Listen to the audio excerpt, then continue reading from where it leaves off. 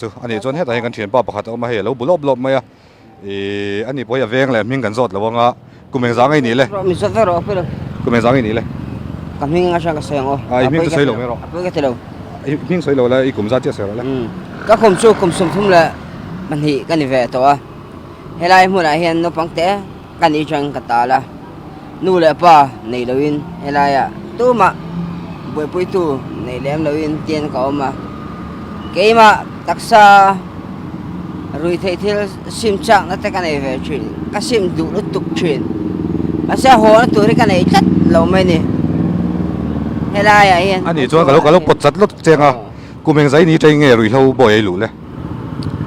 kum so sari nge so pari ve ngani ta chuan engei khoi ma sak ber bakson proxy phone hun lai khai lo ti ve to a ti chuan tu na hin eng rui lo ngei khoi tu na ka mu i ka top me ani le number 4 ti ve nga em ka mu chu ka thau ani chuan i dos eng zang e ka dos ta ka chin sin chan ve chin sen chan ve chu market data chuan cheng zanga ni ta tero chu i voi khat hit i voi khat in chiu ania ni khada voi zanga in chiu thin voi ni voi thum ani chuan in chin sen chan ve voi ni voi thum in chiu chuan ni khata alo bera cheng sang kha zangai ma mo a chu eng ting ngen nai thok si lo eng ting nge chu tiang poisa chui nei thei he tin avor thau te avor chu azuar tin ani tero azar hau thau hi ting kan puya kan pat kol ting kan te kol fa shin ni ani chuan nang ma number 4 hi ngei tum nei nei to em voi khatal tu na ka su chang po ngei ka tum rang masa tu na po safar ko ping kan nei chung sa safar chung lo masa ho bel tur ina ho ila bel tur tu ma kan nei lo wangin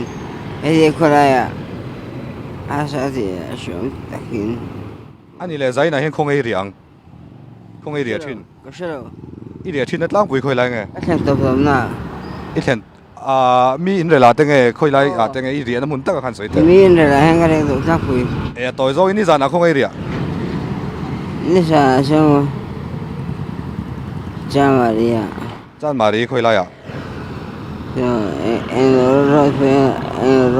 ro fe khoi lai mo press be in lo so presbyterian bi kin bul